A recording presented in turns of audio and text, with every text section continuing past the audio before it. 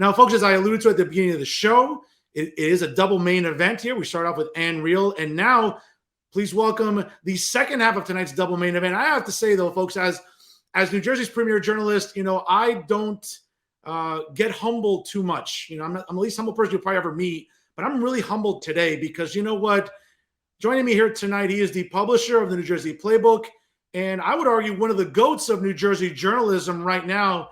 He is from Politico, folks. He's the great Matt Friedman joining us here tonight on Real Talk.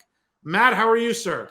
I'm good. Thank you, Fernando. Too kind. Thanks. Appreciate it. No, listen, I got to be fair, man. You don't do a lot of these interviews, and I feel pretty privileged, that you're taking the time out of a busy day to, shoot the breeze with me about what's going on in politics here in New Jersey. So let's get right to it, Matt. Certainly, folks, if you subscribe to the New Jersey Playbook, and why wouldn't you? If you're into politics, this is something that usually gets into your inbox probably every day. Again, if you're a political junkie like me.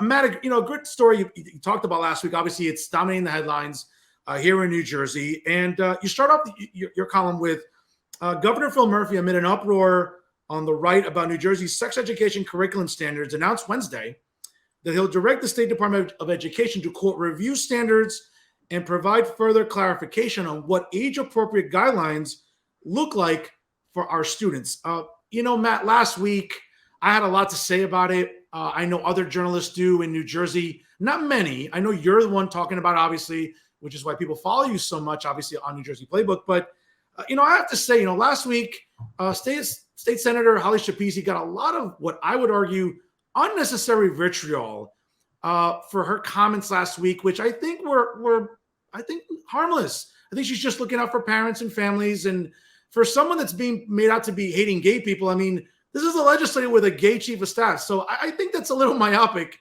of some people on the left in New Jersey kind of vilifying Holly Schapisi when I think she's just trying to raise awareness and concerns that parents have. Where am I wrong here? I didn't see a ton of vitriol directed at her. I mean, Twitter is Twitter. I saw stuff on Twitter. I've seen a lot on Twitter. Mainly the vitriol, honestly, that I've seen has been coming from the right in this debate. Anyone who tries to clarify the distortions of this subject, and I agree, it's legitimate for debate, but just for trying to clarify some of the distortions, and there have been some outright lies said by party officials in New Jersey, just outright, totally false, provably false lies.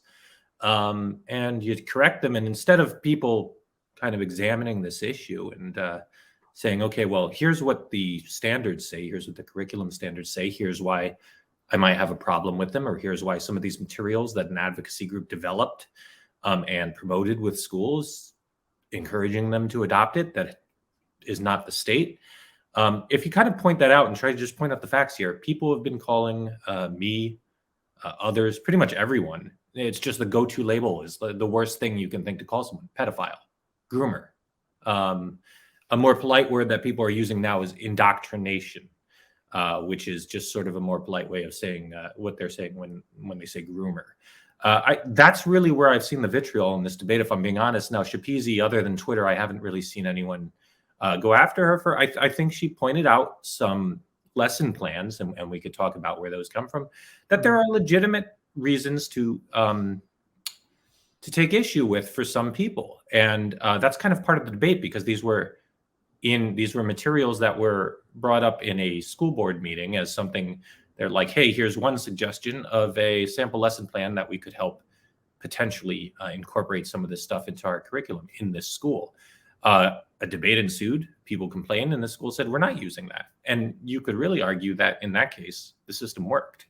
But I think it's important that at the baseline here, we get down to what the curriculum standards say, who these sample lesson plans come from, what those sample lesson plans actually say, and not resort to basically trying to tell people that these scary people are trying to indoctrinate your kids into perversion.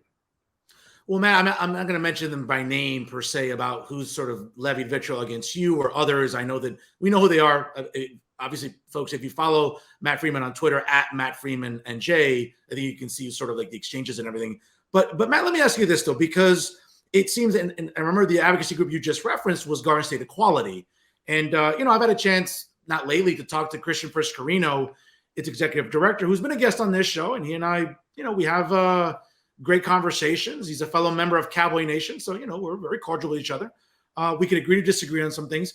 But let's separate fact from fiction.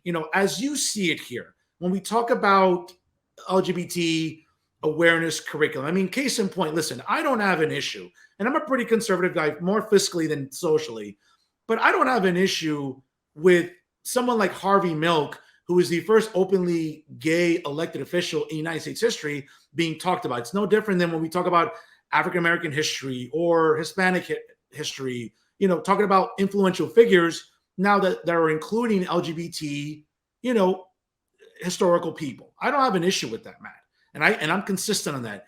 I think where a lot of parents maybe have written to me offline, whether Instagram, direct messenger on Facebook, or wherever else, have been like, Fernando, really, a 6 or 7 year old learn about gender identity? Like, they can't even spell gender identity at 6 or 7. Now we're gonna try to inundate kids. Like, let kids be kids. I'll be honest with you, Matt. I don't think, now again, not every parent's responsible online on social media, but I think parents I've talked to, that doesn't make them a bigot or a homophobe or a transphobe, Matt. I just think they're just concerned about just wanting kids to be kids. I don't think that's too unreasonable, Matt. What say you? Well, first of all, I wouldn't call those people bigots, and honestly, I don't. No, I know you're not. I know you're not. But I do think that when we talk about gender identity, that's a pretty broad term, and that doesn't necessarily mean teaching kids about sex change operations. And I don't think anyone is proposing teaching children that age about things like that. But just to, I mean, if we're talking about gender roles and stereotypes, I think kids at that age do have some idea, and I think it's impossible to keep the various pressures that they get, messages they get, whether from media, and I don't just mean the news media. I don't think the 6-year-old is reading the New York Times, but just like cartoons, movies, stuff like that. We're all inundated with information. And I'll just give you an example of personal, if we're talking about gender identity. Like when I was a kid in the 1980s, when I was a very little kid, I think I was 3 years old, I asked my parents for a stroller so I could push my teddy bears around the neighborhood. And I think they debated it a little bit, and I think they were a little hesitant, but to their credit, they got it for me. And now when I was 7 or 8 or 9, around that age, I was embarrassed that when I was a little kid, I pushed my teddy bears around in a stroller. Now, why was I embarrassed? Who was telling me to be embarrassed? It's ridiculous to be embarrassed about that. I was getting some kind of message that that's not something boys should do. But why shouldn't that be something boys should do? Men push strollers. Men have babies. So that's an example of a gender identity, whether you want it or not, whether it's taught in school, it's getting to your kids. So I think when we look at this idea, when we talk about gender roles, gender identity, it's people jump to this conclusion that this is about indoctrinating your kids into the trans world. That's not what these standards say. And that's taking it to an extreme. And people are taking it to that extreme because politically it works. People are saying, look, the governor is backpedaling on this. The governor is responding to this. They will clarify. It's like, I'm not arguing that this doesn't work politically. Clearly it does. It gets people riled up. Yeah. What I'm arguing is that you need to stick to the facts, to what this actually says. It's not, it's your job to get people to vote a certain way. And I'm not talking to you specifically, but the people who are really making this a big thing. But it's not okay to distort the facts, to rile people up and get people angry and scared. And there's a lot of that going on. And there's a lot of that going on because you see people conflating. You see, there are standards, there are sex education standards, which were devised in 2020, by the way, voted on by a board that was almost entirely Chris Christie appointees. That's a Republican. The second part is there are 2 different bills. One passed, I believe, 2019 and one passed in 2021. One might have been 2020, and these bills do mandate certain things, among other things, in curriculum that just students be taught acceptance of gay people. And another one is that they be taught the societal contributions of LGBT people. And it's K-12. So at some level, and this will look different, age appropriateness, and every district does it different, but that's not sex lessons. This is just like, it's sort of like, the same as teaching about certain ethnic groups or certain That, I mean, in one of these same bills, disabled people are included. So I think you need to stop, and I don't mean you personally. I think No, of course. Conflating these things. These are different things. Now, now with this curriculum, yeah, kids are going to learn that trans people exist. And I didn't learn that when I went to school. I found it out by seeing trans people out in the world. They've always existed. And if we want to, I think it's, if parents want to debate whether kids should learn they exist, that's another thing. But let's frame the debate in the honest way. And I'm not calling anyone a bigot if they have reservations about their kids learning that these people exist. I just don't want people to say that they're trying to groom your kids, because that's not what's happening here. Fair enough, Matt. And folks, if you're just joining us right now, it's 6:40 here on the East Coast on Jersey First via YouTube, but also on Facebook Live. Joining me here is the publisher of the New Jersey Playbook on Politico, the great Matt Friedman, here on Real Talk. Matt, you did mention in the article, obviously, parents who don't want their children to learn about certain topics or sex education can actually opt out, according to what the DOE in Trenton put out in a statement last week. Spokesman also alluded to the fact that the department does not mandate curriculum, that local school districts create their own lesson plans. Matt, let me ask you this. I mean, I work in education. I work in higher ed, so it's obviously very different than high school, middle school, elementary school. But very much as an educator, I mean, I know when I design a syllabi, I have a lot of autonomy. My department chair gives me a lot of leeway as someone who, A, doesn't bring his politics into the classroom, on a college campus, and B, pretty much is trying to teach history. But we know that, and again, not to sort of create this hysteria model, but we know that when it comes down to high schools, middle schools, even elementary schools, I talk to a lot of teachers, and I talk to a lot of teachers that do lesson plans, and every school district is very different. I know that the Westfield School District is under the microscope because they were the ones that really, this is where all the hoopla came from, right? This is where the curriculum was put under the microscope. This is where it got on the news cycle. The proposed lesson plans by an advocacy group called, I believe they're called Advocates for Youth. So it's right in their name. And by the way, this is you can go to their website. It's a very pro-trans. It is definitely a left-wing group. And they're proposing curriculum. No one has to adopt it. Well, again, and I sort of just want to ask you, because again, school districts are different, and I don't want to just sort of paint with a broad brush. We know that in education, whether it be in my level in higher ed, it leans very left, right? And we know that that can sort of trickle down too into high schools. We've seen sometimes lesson plans reflect maybe some left wing, not indoctrination, but content in our classrooms. Now, again, I think this is where maybe some parents, not all, some parents are raising objections or concerns that, hey, I get it. The school board ultimately has to approve it. It was, I hate to use the word ram through, but in June 2020, when the state was shut down, again, at the time, Education Committee Chair, State Senator Teresa Ruiz, I think oversaw this. I know you mentioned that there were Chris Christie appointees on this committee, right, that helped oversee this. State Board of Education we're talking about. It's not the legislature. Yeah. Correct. Okay, fair enough.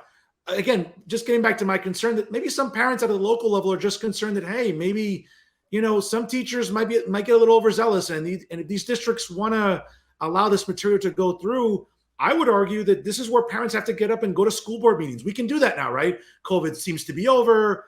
Obviously public gatherings are possible. I would argue that parents should just, if they're that angry, go to your local school board meetings during the public portion, use up every second of the 5 minutes you have and voice your disapproval. I don't see anything wrong with that, but even that is being viewed as, oh, that's too antagonistic towards school boards. Let's separate fact from fiction, Matt. I don't think that's too antagonistic. That's the whole point. Parents can go to school board meetings and voice their what they think their kids should be learning. And I think parents should be involved in their children's education. I also think it's kind of, one of the more, so just to give you an example, one of the things that really, that Holly Shapezi brought up, and she didn't mischaracterize it, but in the subsequent coverage, it got kind of twisted. Which was a video that explains that, it asks, is watching porn normal? This is a video proposed for children age 10 to 14, not kindergartners. This is like the ranges basically of when kids start puberty, more or less, give or take a year, right? So the video said, and I will take some issue with how she presented this, because the video said watching porn is normal. Now, the way she characterized the video was she said it says everyone watches porn, which it didn't say. And she also said, lots of people watch porn, which the video did say. But the point of the video, and we can argue whether this is appropriate for kids all we want. You could argue that the video was a little flippant about porn, I suppose, if but it was recognizing this fact. Kids have smartphones, and I don't know how many parents lock down their smartphones, but if they don't, the kids have access to unlimited, hardcore pornography like we have never seen before. That was not like when I was growing up, and still, kids managed to get nudie magazines when they were 10 years old before the internet was really a thing. So imagine what it's like now. All right. The kids are curious. They want to know. And now, unless you're really careful about locking down their phones, they have access to it. And what this video was saying, again, not saying this video should be shown to these kids, but I'm trying to give you an idea of what the point of the video was that a lot of people look at porn. You shouldn't be ashamed for it. But porn is not realistic, a realistic portrayal of sex. Yeah. And porn will do a lot of bad things to your body image if you think that is, really the way most people are. And I think that's the context of the video. And I think when you look at it in that light, it's a little less harmful than kind of portraying it as, hey, kids, come look at porn, because I think the point is that a lot of kids are seeing it anyway. And that's uncomfortable to think about. But it's true. Well, Matt, I just want to add this. Obviously, I'm older than you are, but I think we're probably maybe in that same demographic where we didn't have this at our disposal when we were young boys or entering puberty. Like, going to steal someone's Playboy magazine off their front porch because it always came in that black, innocuous plastic bag. Maybe that's stuff that we did as boys, but we didn't have, and you're absolutely right, we didn't have at our disposal what kids have today with smartphones, the ability to just access a website. And if parents aren't doing their due diligence by locking their phones and making sure that harmful or explicit content isn't permissible on their phones, then again, it seems like it sort of goes back to that age-old question of like, what are schools responsible for? How much do we want schools to do parenting for parents when parents need to do the parenting as well? And I think that creates another cluster blank of, the debate itself, where I think parents have to not just say, well, we're not just going to put all the onus on the school. We also have to take the initiative here as well. And maybe some parents don't want to do that. Is that fair to say? Sure. But I think we should also recognize that there are kids out there who do have feelings. There are boys who think they're girls and girls who, feel like boys. And one of these lesson plans, again, not the state curriculum. I can read the state curriculum if we want to talk about how kind of vague it is and the general standards that they say you want covered. I have some notes in front of me where I can. Yeah, please. Yeah, please feel free, please. But in this proposed lesson plan, again, this is not the curriculum. One of the things that really got people up in arms was that it said, some boys feel like they're girls. Some. I think it said some people with boy parts feel like they're girls, and some people like girl parts feel like they're boys. And it says, and that's okay. And I think, there are a lot of parents who think that's not okay. But there's also, again, trans people have always existed. I think there's probably more people who are openly trans now because it's more socially acceptable. But I don't know. You could argue that, there's a certain amount to allowing these people to feel not shamed about their feelings. It's okay. And, if you change it later, that's okay. This is just me saying, like, this is a way to read this if you don't automatically read at the most sinister level. But if we're talking about the standards, here's what it says by the end of grade 2 in terms of, now I might miss one or two, but these are all available on the website and we can go. But this is what the curriculum standards say. This is what the State Board of Education, what the state essentially is saying that schools should be teaching kids by a certain age. So by the end of grade 2, the standard is all living things have the capacity to reproduce. And that includes, when they explain that a little more, it also says every individual has unique skills and qualities which can include the activities they enjoy, such as how they may dress, their mannerisms, things they like to do. And one of the things that children would be, I guess, expected to do in these plans is discuss how individuals make their own choices and how to express themselves, and discuss the range of ways people express their gender, and how gender role stereotypes may limit behavior. Now, that doesn't mean the kids are learning the words gender role stereotypes, but like I said before, with my own example of the stroller, Sure. Yeah. I think, and this, like, look, I'm not advocating for this, but I'm saying it's real. A message got through, and it wasn't a good one. I shouldn't have ever felt embarrassed about that. And the fact that I did tells you there's something out there. And I'm not saying I was oppressed as a kid. I'm just saying, like, this is just me looking at my history to understand why these things, as someone, I don't have children, but I'm trying to look back at my childhood to understand that a little better. That's by grade 2. By grade 5, it gets a little more, a little different. And that says that, all individuals should feel welcome and included, regardless of their gender expression, or sexual orientation. Again, welcome and included. That includes, kids should be able to describe gender role stereotypes and their potential impact on self and others, and differentiate between sexual orientation and gender identity. But again, that's not the way the kids would hear it, presumably. I'm not a teacher, but I don't think you'd use those words. And demonstrate ways to promote. Now, I mean, if you ask most people, do you agree with this? Like, demonstrate ways to promote dignity and respect for people. And this is in parentheses, e.g., and as the State Board of Education stressed yesterday, if it's in parentheses, these are examples. It's not something you necessarily have to do. But in parentheses, e.g., sexual orientation, gender identity and expression, race, ethnicity, socioeconomic status, differing ability, immigration status, family configuration. And when we say it, I mean, ways to promote dignity and respect for all people. I mean, that's, there's people who are equating this with pedophilia, and I think that's pretty wrong. Okay, and it's a little more graphic. By the end of grade 8, inclusive schools and communities are accepting of all people and make them feel welcome. That includes more about differentiating between gender identity, gender expression, sexual orientation, and develop a plan for schools to promote dignity and respect for people of all gender identities, gender expressions, and sexual orientations. And there's also, by the end of grade 8, students are expected to be able to differentiate between oral. This is where it gets, you're getting end of grade 8. Most kids have been in puberty. Differentiate between oral, vaginal, and anal sex. Now, I'll say again, if you want to say kids by that age shouldn't be doing that, that's something you're perfectly fine to argue. I'll just say that, from, again, my own experience, I knew a girl who was pregnant in 8th grade. So stuff's happening, No, certainly. Yes, absolutely. I remember the same thing. 7th, 8th grade. I remember girls being pregnant as well. So I'm with you, Matt. Let's segue real quick here, because I want to sort of put the onus on the fact that this is a culture war issue. It's 2022. It's an election year in New Jersey. And, up here where I live in Hudson County, I mean, it's as blue as Windex. Okay.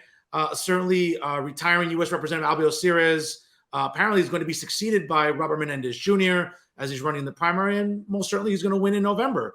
That's not the case, though. I mean, maybe next door in Bergen County, Josh Gottheimer seems like a pretty safe incumbent. Bill Pascrell, a little bit to the west.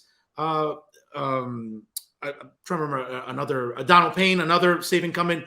That might not be the case as we move a little south, a little northwest or whatever. There are some vulnerable Democrats this year in this election cycle, Matt. And do you think that a culture war issue like this, listen, it worked. Listen, last November, 6 hours south on Route 95 in Virginia, these sort of culture war issues worked. It changed the gubernatorial race. It changed part of the legislature. To some extent, not so much here in New Jersey. Republicans made some gains, not many, I think 5 or 6. They flipped one very important state Senate seat, obviously. Do you think that this is a culture war issue, that it's only April, but it's going to sort of really endure for the rest of the year as we come up to the midterms, Matt? Yeah, I think, look, this stuff, especially when you bring kids into it, when people talk about their kids, they get very passionate. If people are made to feel that their children are under attack, they can really, they're going to show up to vote. It's a politically potent issue. That doesn't mean what they're saying about it, what certain people are saying about it, to try to rile these people up, are true. And my role is just to tell you what's true and what's not. It's not what's right and what's wrong. It's what's true. And when the executive director of the Republican State Committee gets on the radio last summer and says kindergartners are being taught explicit sexual acts without any sense of hyperbole whatsoever, that's just false. And I'm just going to call that out, and that doesn't, that's not a partisan issue. That's just telling you what the situation actually is. And yeah, people are exploiting this.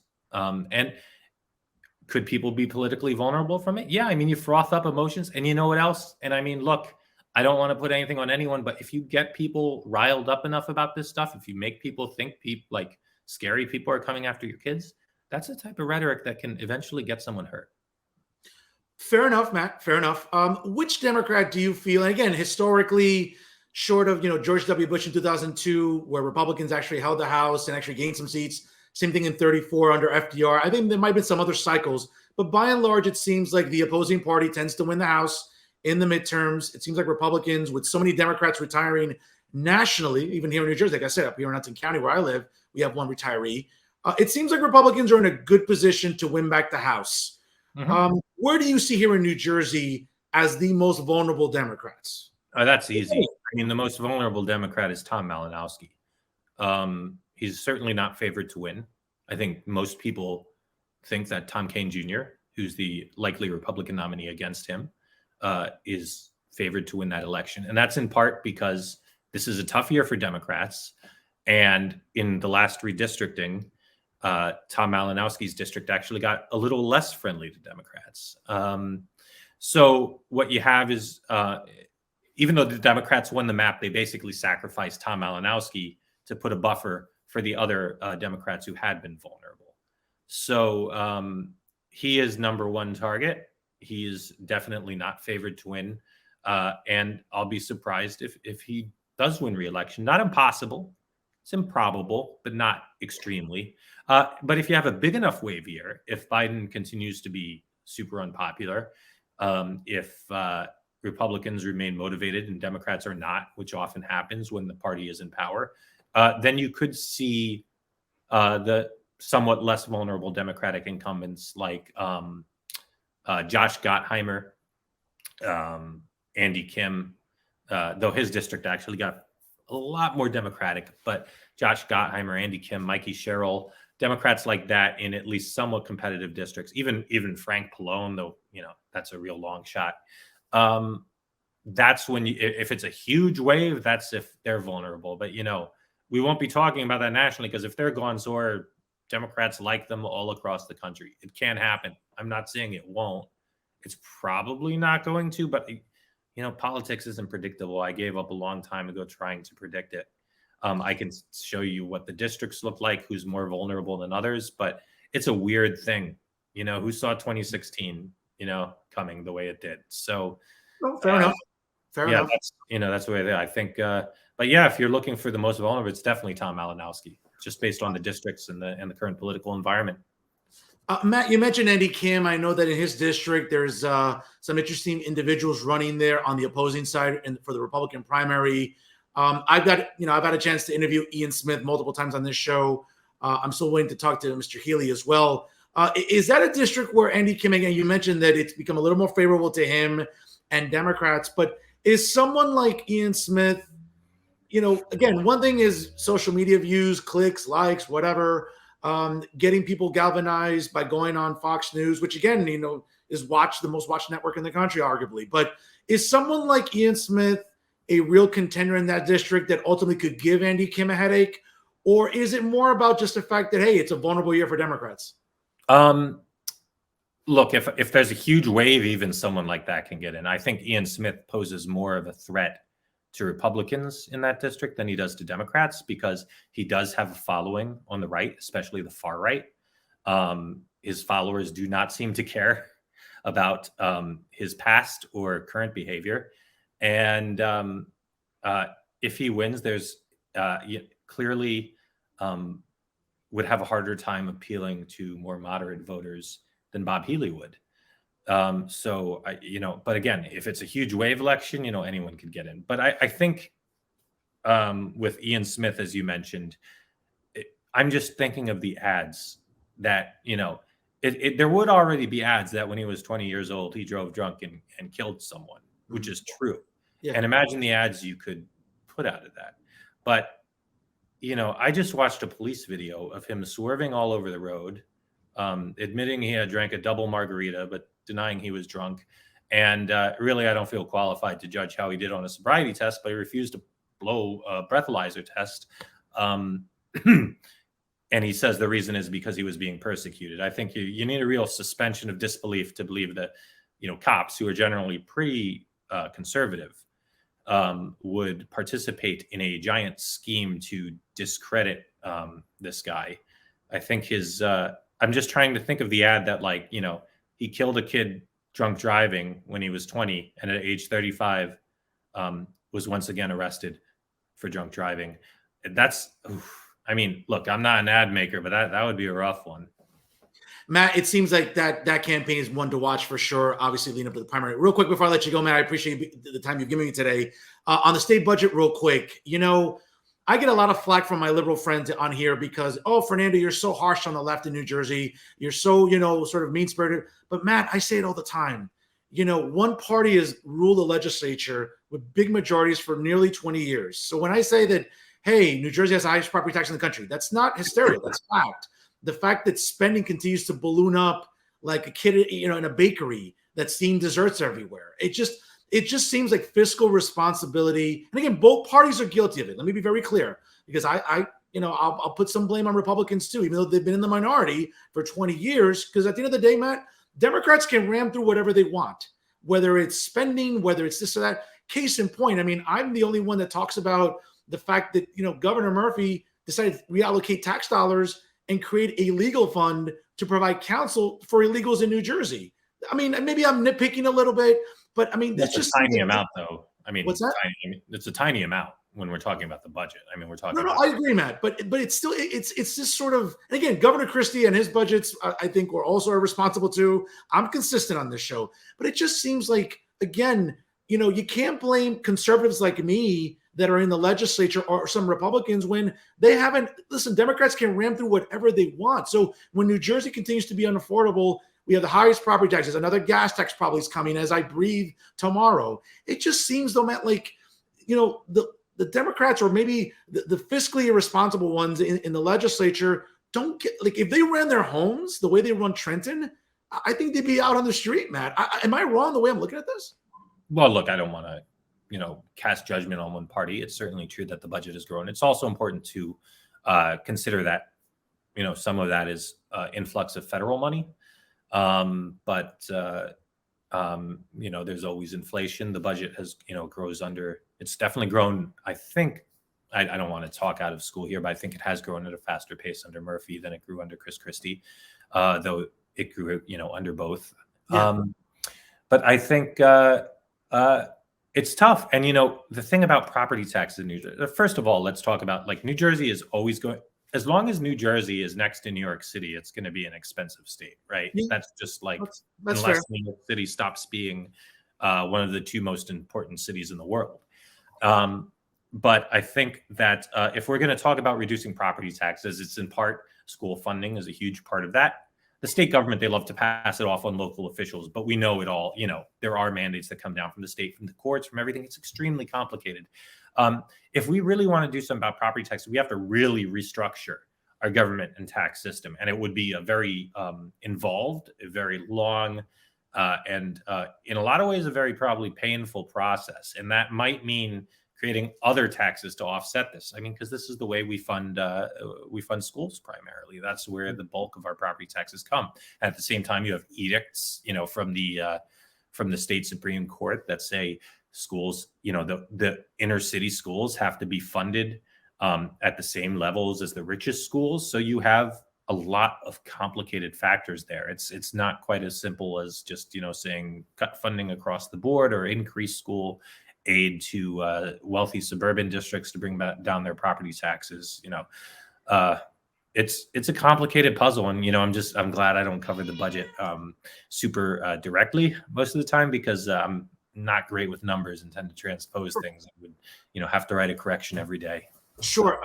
Matt, we talk about the liberal media nationally. It seems like here in New Jersey, whether it's David Cruz or Tom Moran or others that maybe fit into that bubble, you've taken some shots online as well. I'm sorry, received some shots, excuse me, that maybe, Matt Friedman's part of that liberal media establishment in New Jersey. When you hear that accusation, what, A, is it true? And B, what do you say to those that just say, well, the liberal media is just out of control, whether it be the national or here in New Jersey? It just seems like conservative journalists like me are in the minority and will continue to be in the minority. How do you take it when that accusation's, slung at you? I mean, look, I'm a person. I have political beliefs, and it's impossible to completely keep your political beliefs out of your life. It's not realistic. But I think in a lot of ways, the quote unquote liberal media, I think, look, if you look at reporters, there's no doubt most reporters tend to be more left leaning. And I don't think that's some grand conspiracy. I think that's because there's a certain aspects to this job that attracts more left leaning people. It's kind of, in a lot of ways, an idealistic job. It's not a great paying job. It's, not like going into finance. And, different jobs tend to attract people of different political persuasions. I think that most of us in the New Jersey media, we're about to have a cat cameo here. That's okay.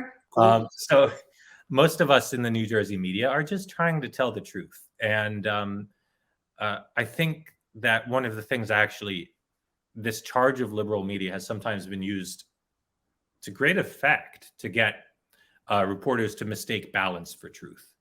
And I do believe in giving everyone a fair shot and a fair say.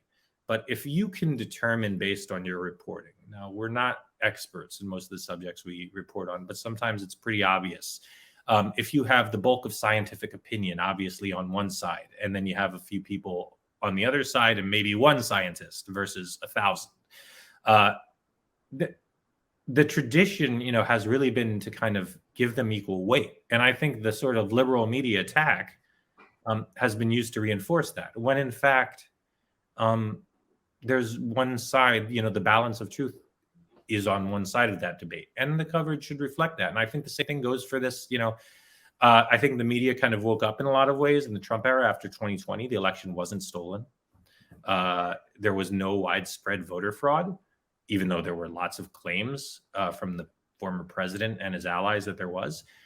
You're doing people a disservice if you give the bonkers claims the same credit as the ones that are not. And when I say bonkers, I mean that this stuff, like if you read what, like, the lawyer Sidney Powell, who they were trying to get meetings with Trump, is Giuliani, the allies, that stuff's bonkers. All right, it doesn't deserve equal treatment.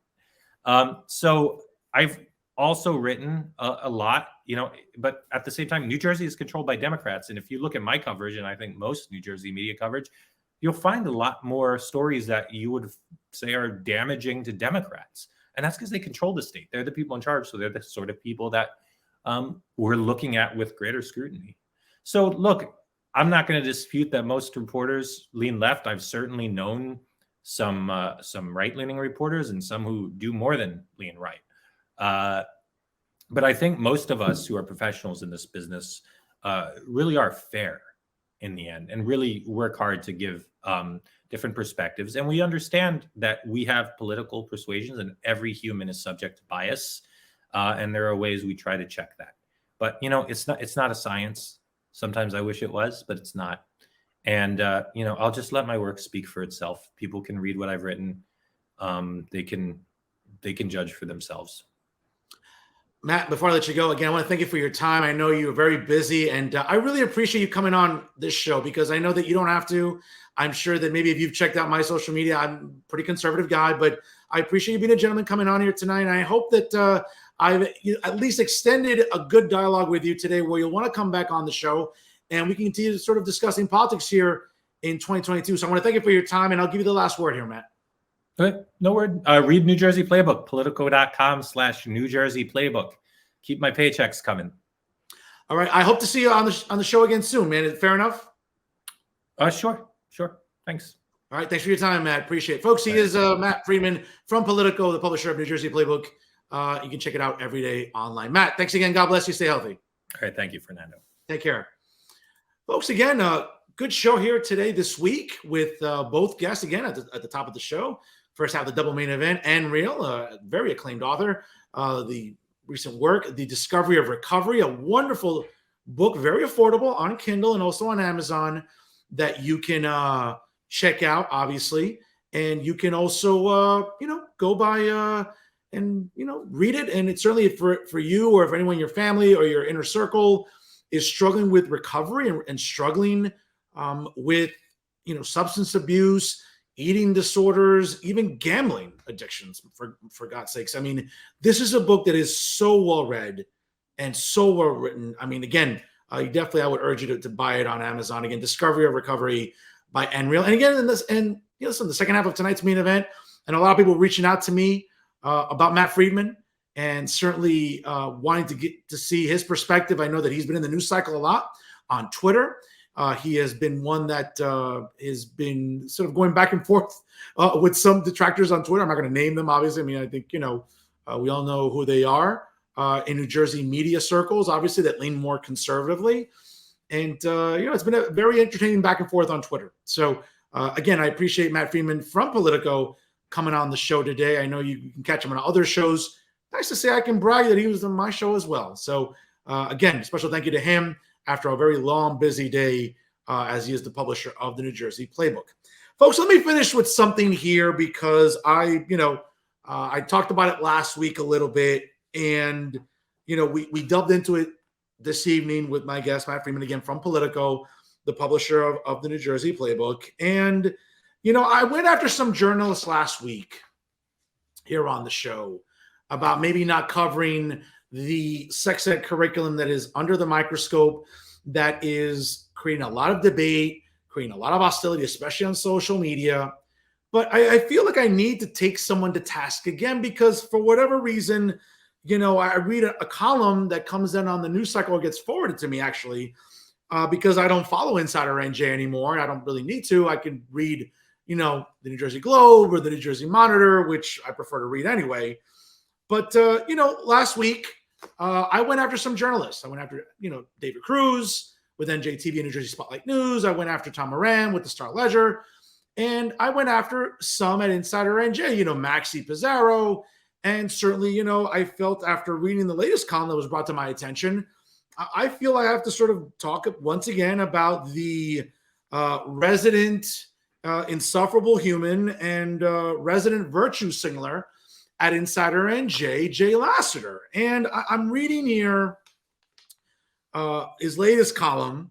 Talks about, lies about the GOP, lies about LGBTQs and gay sex. Now, I'm not going to read you the whole article. I mean, if you need a over-the-counter remedy for insomnia, again, just read his column. I mean, I'm not going to do that for you. But, a couple of things that stood out for me here. In terms of Jay, and again, Jay, listen, maybe you think we smoke as much weed as you do, and that's fine. But I mean, to think that we can't see through this, because I know I can, I think is a bit disingenuous. And case in point here, let me look at something here when we talk about some of his assertions in the article, referencing obviously Garden State Equality's equity deputy director. When we talk about, quote, one of the greatest fears for transgender youth is not being accepted, having to live their lives in fear or in the shadows. 1 in 5 transgender youth will find themselves homeless, and 40% of transgender adults have reported a suicide attempt in their lifetime. A staggering 92% of those individuals have made at least one suicide attempt before the age of 25. Now, again, he references a certain conservative talk show host here. Again, if you read the article, you know who he's referring to. A guy who I'm trying to get on the show here, so we'll see. Obviously, among others that I talked to in the media landscape. But what's interesting, though, is, again, it's the idea that, Jay, for me, bro, like, you must think we're stupid. And again, you must think we smoke as much weed as you do. And again, that's not a character assassination. That's not slander or libel. Jay, you yourself talk about all the time how much you smoke weed. So if I call you a pothead or a perpetual weed smoker, I mean, that's what you are. That's what you've claimed to be openly. But when I read this article and, you're trying to sugarcoat it or window dress it by referencing Alan Turing, a computer scientist who was gay from New Jersey, a PhD from Princeton University, who ultimately cracked the Enigma code to turn the tide of World War II, right? And you reference, his little long story about how influential he was. Jay, again, you're not fooling anybody. Nobody, especially me, is objecting to LGBT curriculum that honors the contributions of Alan Turing, okay? Or Harvey Milk, the first openly gay elected official in American history out there in San Francisco, I believe. No one's talking about that, Jay. Okay, stop virtue signaling that this is what conservatives like myself and others want to remove from state curriculum. That's not what we're referencing, Jay. And you damn well know it. But you want to try to, listen, you want to talk about indoctrination. You want to talk about criticizing those that are attempting to indoctrinate. You're indoctrinating with this garbage article. Let's be honest here, okay? Because we all know that that's not what reasonable and logical and rational conservatives like yours truly is objecting to. Listen, they're no different in terms of historical figures and contributions than Black Americans, Hispanic Americans, Native Americans, Asian Americans, you name it. No one's talking about the contributions of LGBTQ people in New Jersey. No one's talking about that. But when parents feel the need to object to curriculum that, again, we've learned through the Department of Education that they can opt out of it if they wish to do that for their children, and that's every right to do that. But just because they choose to do that, Jay, or because they choose to speak openly on social media or go to now, thankfully, that we're out of COVID, right? Because COVID apparently disappeared, right? Because it's no longer in the news cycle. We're either talking about Ukraine or talking about the state's space spending or state budget or a gas tax. COVID's mysteriously disappeared. But again, let me not digress. Okay? The idea that parents can now go to school board meetings and object, okay, that's a good thing. It doesn't make them hateful. It doesn't make them bigoted, right? I mean, I'm just sort of looking at some of the language I highlighted here in your article. Again, no one's talking about the fact that, as you mentioned, this curriculum also gives our students a fuller version of history and teaches them to think critically. No one's talking about that, Jay. You know damn well what I'm referencing and what other parents are referencing. If parents are concerned that their 6 or 7-year-old is learning certain curriculum that they shouldn't be learning, let kids be kids. That doesn't make those parents bigots. It doesn't make them homophobes. It doesn't make them transphobes. Again, as I referenced tonight during my segment with Matt Friedman from Politico, Holly Shapizi was getting a lot of vitriol online as if she hates gay people suddenly. Hello, she has a gay chief of staff. Does that sound like someone who hates gay people? Of course not. But someone like Jay Lassiter will virtue signal and make you think otherwise. Again, and that's what makes him such an insufferable human. Again, let me go to another thing here. So, of course, he goes on in this cure for insomnia here in this column of his. So what does the GOP stand for these days, right? For starters, they remain committed to Donald Trump, a man who grabs women by the blank and brags about it. No, Jay, again, you're fixated on Donald Trump. Not a lot of Republicans. I'm a conservative. I'm not a Republican. I'm a registered independent. Do I lean conservative? Yes. But here's a news flash for people like Jay and others on the left in New Jersey. No, Republicans aren't committed to Donald Trump completely. Okay, they're committed to making sure that they can win the House and Senate back and make this incompetent president and his even more incompetent vice president as uncomfortable as possible for the remainder, hopefully, of what is only their one term. Okay, because that's what matters. No, there's no commitment to Donald Trump. It's people like you that are fixated on the 45th president. Newsflash, JJ, okay, he's not the president anymore. Joe Biden is. But not once do I ever see on your Twitter feed or any social media your complaints about inflation or about supply chain issues, okay? Or about like irresponsible energy policies, or about the fact that the man clearly is cognitively declining, okay? I mean, really? I mean, this is insane. And when I read columns from you, from little JJ, here's a gold one here.